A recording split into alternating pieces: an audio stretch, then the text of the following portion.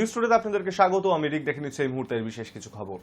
বাংলাদেশ পরিস্থিতি নিয়ে বিধানসভায় বিবৃতি মুখ্যমন্ত্রীর। ভারত সরকার রাষ্ট্রপুঞ্জের কাছে বাংলাদেশে শান্তি সেনা পাঠানোর আর্জি জানাক। বাংলাদেশের পরিস্থিতি নিয়ে ভারত সরকার পুরোপুরি নীরব, বিবৃতি মুখ্যমন্ত্রীর। আমি একটা কথা পরিষ্কারভাবে বলতে চাই আজকে হাউস থেকে, আশা করি সবাই আমরা একমত, কোন ধর্ম, কোন বর্ণ, কোন জাতি, সে যে দেশে যে প্রান্তরেই হোক না কেন, যদি অত্যাচারিত হয় আমরা তার নিন্দা করি এবং আমরা মনে করি যে বাংলাদেশ একটা স্বাধীন রাষ্ট্র, তাদের সম্মান তাদের কাছে নিশ্চয়ই আছে। তারা ভালো থাক, সুস্থ থাক, তারা সুন্দর থাক, তাদের শান্তি ফিরে আসুক, নিশ্চয়ই আমরা চাই। কিন্তু সাথে সাথে আমাদের পরিবার পরিজনের উপরে যাতে কোনো অত্যাচার না হয়, এটা গভর্নমেন্ট অফ ইন্ডিয়ার কাছে আমরা হাউস থেকে আবেদন জানাচ্ছি। পার্লামেন্ট এখনো চলছে যে দয়া করে প্রাইম মিনিস্টার দরকার হলে দুই দেশের সাথে কথা বলুন। যদি প্রধানমন্ত্রীর অসুবিধা থাকে কোনো কোনো ব্যাপারে, ডিপ্লোম্যাটিক ব্যাপারে, এক্সটার্নাল অ্যাফেয়ার্স কথা বলে। এক্সটার্নাল অ্যাফেয়ার্স মিনিস্টার পার্লামেন্ট যখন চলছে, পার্লামেন্টের বিবৃতি দিয়ে দেশবাসীকে জানা যে তারা কি সিদ্ধান্ত গ্রহণ করেছে। আর আমার তৃতীয় সাজেশন, এইরকম ভাবে যদি ঘটনা ঘটতে থাকে তাহলে আমাদের লোকেদের আমরা নিশ্চয়ই ফিরিয়ে আনতে চাই। তার জন্য সরকার উদ্যোগ গঠন করুন। সেই লোকরা ফিরে আসলে আমাদের কোনো খাওয়ার অসুবিধা হবে না, থাকবার অসুবিধা হবে না। আমরা যদি আটখানা রুটি খাই আমরা তাদেরও আটখানা রুটি দিতে পারি, কিন্তু কোনো ভারতীয় অত্যাচার হোক এটা আমরা নিশ্চয়ই চাই না। আমি নিজে এই ঘটনা ঘটবার পর ইস্কনের মন্দিরের যিনি এখানে প্রধান আছেন তার সাথে দুবার কথা বলেছি। এবং শুধু তাই নয়, আমি বাইরে এগুলো বলতে পারি না যে আমি বাংলাদেশের ভীষণ অ্যাটাক করব, কারণ ভারতবর্ষ সরকার তাকে অ্যালাউ করেছে। এটা তাদের এখতিয়ারে পড়ে, আমার এখতিয়ারে পড়ে না। কোনো জাতীয় পতাকাকে অসম্মান করা এটা আমাদের এখতিয়ারে, কারো এখতিয়ারে পড়ে না। সব দেশকে আমরা ভালোবাসি, সব দেশকে শ্রদ্ধা করি। আর একটা কথা হচ্ছে, গভর্নমেন্ট অফ ইন্ডিয়া এই ব্যাপারটা আমি জুলাই নির্দেশিত বলছি এই কারণে, যেহেতু রেজুলেশনটা যাবে, government of India can take up the matter with the United Nations so that they can send the peacekeeping force in Bangladesh and they can rescue all people from Bangladesh. এটা আমার সাবমিশন থাকলো, আমার request থাকলো। আমি যেমন সংখ্যালঘুদের উপরে ওয়াকফ property নিয়ে যখন তাদের ধর্ম কেড়ে নেওয়া হয়, তাদের ধর্মীয় অধিকার, সেটাও তীব্র প্রতিবাদ করি। তেমনি আমি মনে করি যে কোনো কারো তার ধর্মীয় অধিকার পালন করার অধিকার আছে। সেক্ষেত্রে আমি হিন্দু বলে দাঁড়িয়ে দিলাম, বা কেউ মুসলিম বলে দাঁড়িয়ে দিলাম, বা কেউ শিখ বলে দাঁড়িয়ে দিলাম, বা কেউ খ্রিস্টান বলে দাঁড়িয়ে দিলাম, এটাকে আমরা মেনে নিতে পারি না। আমরা সবাইকে ভালোবাসি, সব ধর্মকে ভালোবাসি, সব জাতিকে ভালোবাসি, সব ধর্মকে ভালোবাসি। মনে রাখবেন, এই পৃথিবী একটাই দেশ, আমাদের সবার রক্ত এক। দুই দেশে আমাদের স্পেশাল সেন্টিমেন্ট, আমাদের ভাষা এক, আমাদের সংস্কৃতি এক, আমাদের কথা এক। এটাও আমি জানি দিল্লিতে অনেক সময় বাংলা ভাষায় কথা বললে তাকে অনুপ্রবেশকারী বলে তাকে অ্যারেস্ট করে নেওয়া হয়, অনেক অত্যাচার পর্যন্ত করা হয় অনেক জায়গায়। তা সত্ত্বেও আমরা মুখ বুঝে সহ্য করি। বাংলা ভাষায় কথা বলাটা অপরাধ নয়, যেমন অন্য ভাষায় কথা বলাটাও আমাদের কোনো অপরাধ নয়। যে কেউ যে কোনো ভাষায় কথা বলতে পারে। আমি সরি স্যার, টাইম হয়ে গেছে, মানুষ কখনো রাখবেন। Thank you so much. আমি মনে করি আমরা সবাই মিলে সোমবার বিধানসভায় নবনির্বাচিত 6 বিধায়কের শপথ গ্রহণ। নৈহাটি, হাড়োয়া, মেদিনীপুর, তালডাংরা, সিতাই ও মাদারিহাটে জয়ী তৃণমূল প্রার্থীদের শপথ বাক্য পাঠ। শপথ বাক্য পাঠ করালেন রাজ্যপাল সিভি আনন্দ বোস, উপস্থিত ছিলেন মুখ্যমন্ত্রীও। এর আগেও বিধায়কদের শপথ গ্রহণ ঘিরে রাজ্য সরকার ও রাজ্যপালের মধ্যে একাধিকবার সংঘর্ষের পরিস্থিতি তৈরি হয়েছে। কার্যত রাজ্যপালের নির্দেশ অগ্রাহ্য করে এর আগে 4 বিধায়ককে শপথ বাক্য পাঠ করান বিধানসভার অধ্যক্ষ। এবার স্পিকারের তরফে রাজ্যপালকে 6 বিধায়কের শপথ গ্রহণের জন্য বিধানসভায় আসার আমন্ত্রণ জানানো হয়। স্পিকারের আমন্ত্রণে সাড়া দিয়েছেন রাজ্যপাল।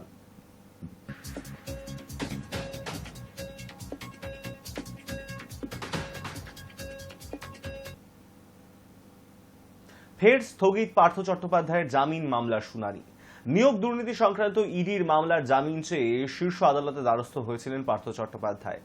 কেন এতদিন পার্থকে আটকে রাখা হয়েছে সেই যুক্তিও চাওয়া হয়েছিল, কিন্তু রিপোর্ট না মেলায় সোমবার দ্বিতীয় দিনে শুনানিও স্থগিত হয়ে গেল। আইনজীবীদের কড়া ভৎসনার মুখে পড়তে হয়েছে। দীর্ঘদিন ধরে জেলে রয়েছেন পার্থ চট্টোপাধ্যায়। নিয়োগ মামলায় জীবনকৃষ্ণ সাহা, শান্তনু বন্দ্যোপাধ্যায়, অর্পিতা মুখোপাধ্যায় সহ অনেকেই জামিন পেয়ে গিয়েছেন ইতিমধ্যেই। শুনানিতে সেই যুক্তি তুলে ধরেছিলেন পার্থের আইনজীবী মুকুল রোহত্যাগী। এরপর সুপ্রিম কোর্ট জানতে চেয়েছিল পার্থ কতদিন ইডি ও সিবিআই হেফাজতে ছিলেন, জেল হেফাজতে পর্যায়ক্রমে কতদিন ছিলেন সেই সংক্রান্ত তথ্য জানতে চাওয়া হয়েছিল। সেই তথ্য জমা দিতে দেরি করেছেন আইনজীবীরা, আর সেই কারণেই শুনানিতে স্থগিত হয়ে যায়। আগামী বুধবার মামলার পরবর্তী শুনানি।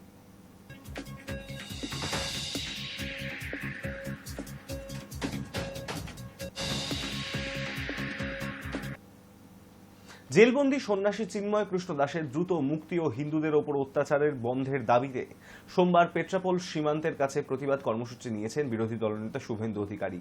পেট্রাপোল সীমান্তের নিকটবর্তী একটি মাঠে অরাজনৈতিক প্রতিবাদ সভার আয়োজন করা হয়েছে, আর সেখানেই উপস্থিত ছিলেন বিরোধী দলনেতা শুভেন্দু অধিকারী সহ উত্তর 24 পরগনার অন্যান্য বিজেপি বিধায়করা।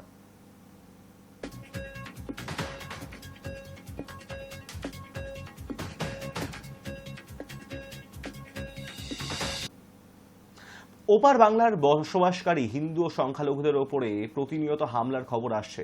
ত্রিপুরা থেকে কলকাতাগামী বাসে হামলা চালানোর অভিযোগ। বাংলাদেশের ব্রাহ্মণবেড়িয়ায় ইচ্ছাকৃতভাবে কলকাতাগামী ওই বেসরকারি পরিবহন সংস্থার বাসে ধাক্কা মারে একটি ট্রাক, এমনটাই জানা গিয়েছিল, এবং দুর্ঘটনায় অল্প আঘাত পান যাত্রীরা।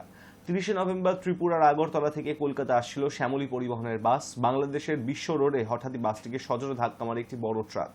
কোনো মতে ব্রেক কষে দুর্ঘটনা এড়ান বাসের চালক। গোটা ঘটনায় চরম আতঙ্কিত হয়ে পড়েছেন যাত্রীরা। অভিযোগ, দুর্ঘটনার পরই বাসে থাকা ভারতীয় যাত্রীদের প্রাণনাশের হুমকি দেওয়া হয়, ভারত বিরোধী স্লোগানও দেওয়া হয়। ত্রিপুরার মুখ্যমন্ত্রীও বাংলাদেশের হামলার কড়া নিন্দা করেন। হামলা না থামালে কড়া পদক্ষেপের কথা বলেন তিনি।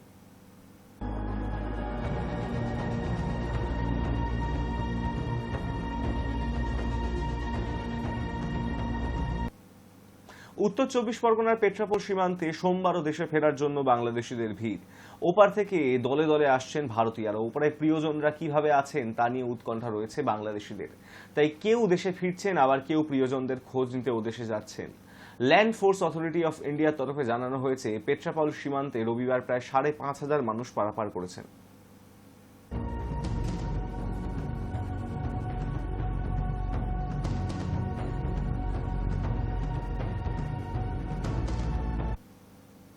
বাংলাদেশে লাগাতার হিংসা, হিন্দুদের উপর অত্যাচারের প্রতিবাদে এবার দিল্লিতে বিশ্ব হিন্দু পরিষদের অবস্থান বিক্ষোভ। 8 দিন ধরে জেলবন্দি ইসকনের সন্ন্যাসী চিন্ময় কৃষ্ণ দাস রাষ্ট্রদ্রোহিতার অভিযোগ তার জামিন মামলা শুনানি হবে চট্টগ্রাম আদালতে। গত সোমবার ইসকনের সন্ন্যাসী চিন্ময় কৃষ্ণ দাসকে গ্রেপ্তার করে চট্টগ্রাম পুলিশ। এখনো পর্যন্ত বাংলাদেশে গ্রেপ্তার হয়েছেন 5 জন। চিন্ময় কৃষ্ণের মুক্তির দাবিতে ওপার বাংলায় বিক্ষোভ দেখাচ্ছেন সংখ্যালঘুরা, তার আঁচ এপার বাংলাতেও। আর এই আবহে চিন্ময় কৃষ্ণ দাসের জামিন মামলা শুনানি রয়েছে। জামিন পাবেন ইসকনের সন্ন্যাসী, উত্তরের অপেক্ষায় গোটা বিশ্ব।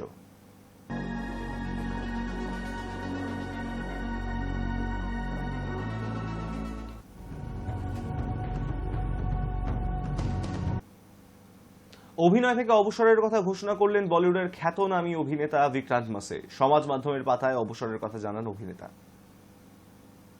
দশক কাটিয়েছেন বলিপাড়ায়, তার আগেই টেলিভিশনে জনপ্রিয় মুখ ছিলেন। কেরিয়ারের সাফল্যে স্বাদ পেতে না পেতেই অভিনয় থেকে অবসরের কথা ঘোষণা করলেন বলিউডের খ্যাতনামী অভিনেতা বিক্রান্ত মাসে।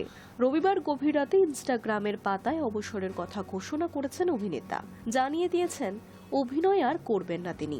এত ভালোবাসার জন্য ধন্যবাদ জানাতেও ভোলেননি তিনি। জানিয়েছেন 2025 সালে শেষবারের মতো পর্দায় দেখা যাবে তাকে। 1987 সালের 3রা এপ্রিল মহারাষ্ট্রের মুম্বাইয়ের এক মধ্যবিত্ত পরিবারে জন্ম হয় বিক্রান্তের। বাবা, মা এবং ভাইয়ের সঙ্গেই থাকতেন তিনি। তবে আর্থিক দিক থেকে খুব একটা সচ্ছল ছিল না তার পরিবার। মাসের মাঝামাঝি সময় সংসার চলত টানাটানিতে।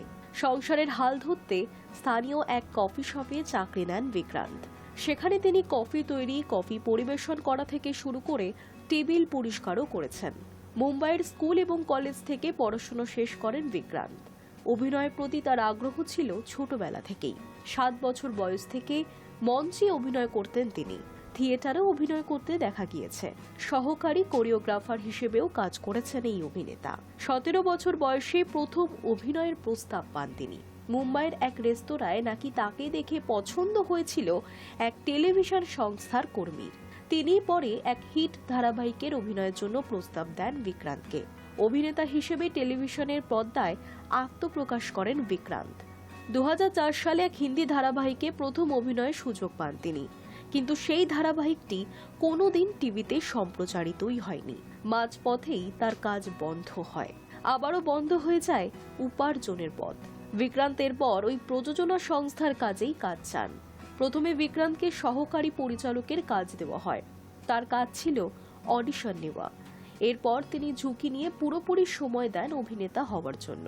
তারপরেই টেলিভিশনের পর্দায় অভিনয়ের সুযোগ পান বিক্রান্ত। ধরমবীর, বালিকা বধূর মতো ধারাবাহিকের পাশাপাশি ঝলক দিখলা যা ইয়ে হে আশিকের মতো অনুষ্ঠানেও দেখা গিয়েছে তাকে। তবে বিক্রান্তের স্বপ্ন ছিল বড় পর্দায় অভিনয় করার। এক পুরনো সাক্ষাৎকারে তিনি জানিয়েছিলেন হিন্দি ছবিতে অভিনয় করবেন বলে এমন এক ধারাবাহিকে অভিনয়ের প্রস্তাব তিনি খারিজ করেছিলেন যেখানে প্রতি মাসে 35 লক্ষ টাকা উপার্জন করতে পারতেন। 2013 সালে লুটেরা ছবির মাধ্যমে বলিউডে অভিষেক হয় বিক্রান্তের। তারপরে দিল ধড়কনে দো, হাফ গার্লফ্রেন্ডের মতো ছবিতেও 500 চরিত্রে দেখা গিয়েছে তাকে। বিক্রান্তের অন্যতম জনপ্রিয় কাজ মির্জাপুর সিরিজে বাবলু পণ্ডিতের চরিত্র। ওই চরিত্রে অভিনয় করার পরই বৃহত্তর দর্শকের কাছে পরিচিত মুখ হয়ে ওঠেন তিনি। 12th ফেল এই অভিনয়ের পরে বিক্রান্ত তার পেশাগত জীবন নিয়ে আরও ব্যস্ত হয়ে পড়েন। কানাঘুষো শোনা যায় অভিনেতা নাকি ছবিতে অভিনয় করার অসংখ্য প্রস্তাব পেতে শুরু করেছিলেন। ইতিমধ্যেই ইনস্টাগ্রামের পাতায় 25 লক্ষেরও বেশি অনুগামী তার। কেরিয়ারের সাফল্যের চূড়ায় পৌঁছে কেন তিনি অবসর নিলেন তা নিয়েই শুরু হয়েছে জল্পনা। Hi news network. এতদিন গান গাইতেন, এবার শাহরুখ খানকেও টেক্কা দিলেন অরিজিৎ সিং। কি হলো বেঙ্গালুরুতে দেখুন। প্রতি বছরই দেশ বিদেশের বিভিন্ন প্রান্তে ঘুরে অনুষ্ঠান করেন অরিজিৎ সিং। এই বছরের ভারত ভ্রমণ শুরু করেছেন গায়ক। বেঙ্গালুরুতে ছিল প্রথম শো। সেখানেই অরিজিতের রকম সকম দেখে খানিকটা হতচকিত অনুরাগীরা। কেউ কেউ তো রীতিমতো শাহরুখের সঙ্গে তুলনা করে বসলেন গায়কের। এমনিতেই শাহরুখের কণ্ঠে বেশ কিছু গান গেয়েছেন অরিজিৎ, যার মধ্যে অন্যতম জনপ্রিয় রং দে তু মোহে গেরুয়া এবং চালেয়া। প্রথমটি দিলওয়ালে এবং দ্বিতীয়টি জওয়ান ছবির গান। শাহরুখ খান, নয়নতারা অভিনীত ছবি এই গানের হুক স্টেপ অনুরাগীদের চেনা। এবার মঞ্চে গাইতে গাইতে সেই নাচও নেচে দেখালেন অরিজিৎ। বেঙ্গালুরুর অনুষ্ঠানে যে শুধু এইটুকুই চমক ছিল তা নয়, অরিজিৎকে হঠাৎ যেন নাচে পেয়েছিল। একের পর এক গানে নেচেছেন তিনি, কখনো বলিউডি গান, আবার কখনো ভাংড়া, আবার কখনো অনুরাগীদের দিকে এগিয়ে দিয়েছেন গোলাপ। একেবারে শেষে ফিরে গিয়েছেন বাংলায়। বোঝে না সে বোঝে না দিয়েই শেষ হলো অনুষ্ঠান। আসলে বেঙ্গালুরু এখন দ্বিতীয় কলকাতাই বলা যায়, অন্তত চাকুরিজীবী বাঙালির বাসস্থান হিসেবে। এদিকে এবছরের ভারত সফরে অরিজিতের কোনো অনুষ্ঠান কলকাতায় রাখা হয়নি। তবে গায়কের নতুন এই অবতার দেখে কেউ কেউ শাহরুখের নাচের সঙ্গে তুলনা টেনেছেন তার, কেউ কেউ আবার কটাক্ষ করতেও ছাড়েননি। Hi news Network. শুক্রবার থেকে অ্যাডিলেডে অস্ট্রেলিয়ার বিরুদ্ধে দিনরাতে টেস্ট খেলতে নামবে ভারত। তার আগে সেখানকার পিচ নিয়ে ধোঁয়াশা রয়েছে। অ্যাডিলেডে সব রকমের উইকেট তৈরি রেখেছে অস্ট্রেলিয়া।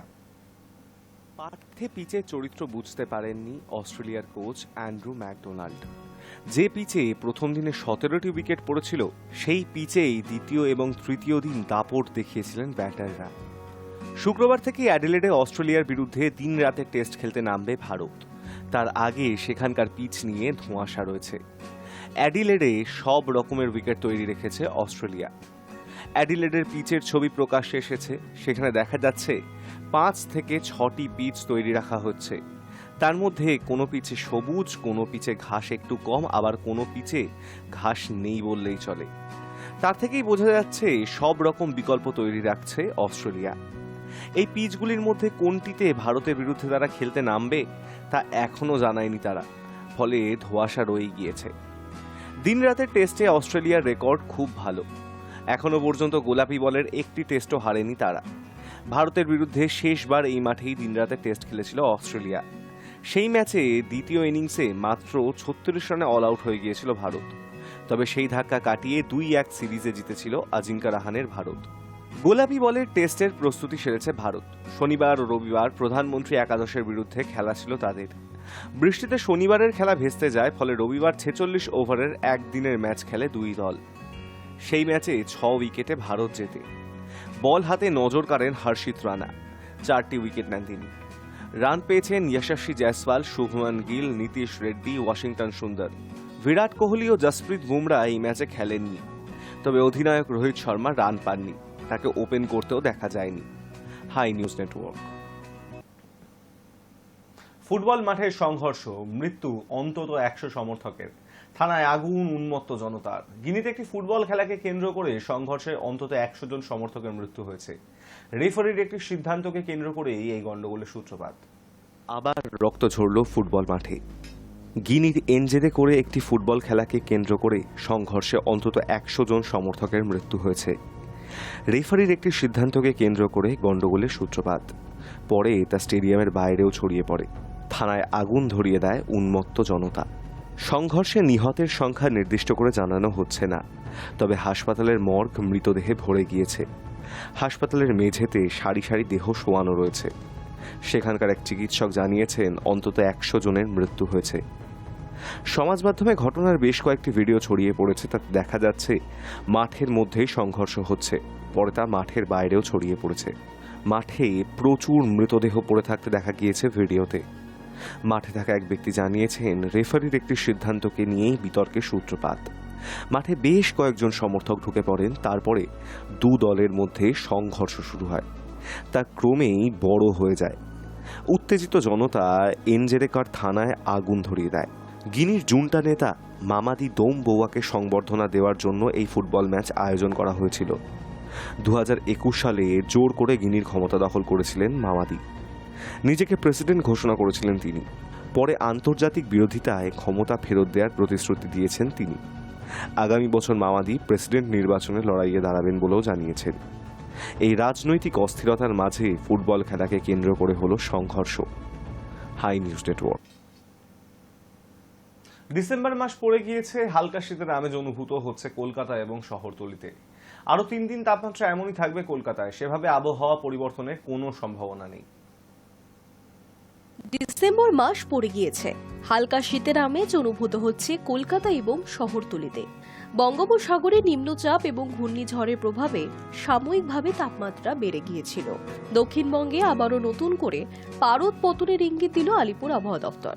নিম্নচাপের মেঘ কাটতেই শীতের অনুকূল পরিস্থিতি তৈরি হয়েছে বাংলায়। হাওয়া অফিস জানিয়েছে চলতি সপ্তাহের শেষের দিকেই পারদ নামতে পারে কলকাতায়। সেই সঙ্গে দক্ষিণবঙ্গের বাকি জেলাগুলিতেও ঠান্ডা পড়বে। আবহাওয়াবিদদের মতে আরও 3 দিন তাপমাত্রা এমনই থাকছে কলকাতাতে। সেভাবে আবহাওয়া পরিবর্তনের সম্ভাবনা নেই। দক্ষিণ পশ্চিম বঙ্গোপসাগরে তৈরি হওয়া ঘূর্ণিঝড় তামিলনাড়ু এবং পুদুচেরির উপকূলে আছড়ে পড়েছে। পশ্চিমবঙ্গে তার সরাসরি প্রভাব না পড়লেও ঘূর্ণিঝড়ের কারণে কলকাতায় ছিল মেঘলা আকাশ। দক্ষিণবঙ্গের বিস্তীর্ণ এলাকায় বৃষ্টি হয়েছে শনিবার। কলকাতা এবং শহরতলির কিছু অংশে রবিবার রাতেও হালকা বৃষ্টি হয়েছে, তবে আপাতত রাজ্যের কোথাও বৃষ্টির সম্ভাবনা নেই, এমনটাই জানাচ্ছে হাওয়া অফিস। সর্বত্রই থাকছে শুকনো আবহাওয়া।